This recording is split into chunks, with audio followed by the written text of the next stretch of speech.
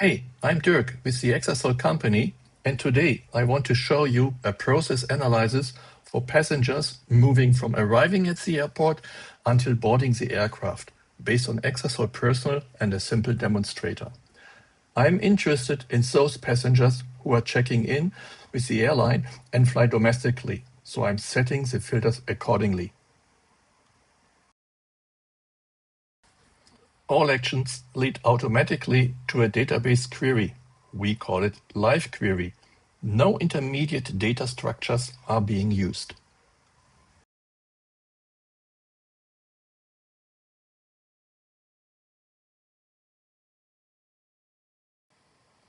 After selecting my filters, I can visually inspect the process graph and compare filtered statistics to the overall process.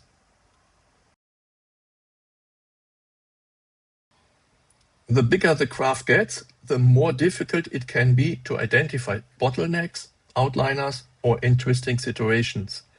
As a support, we generate an AI-based analysis of the filtered process graph.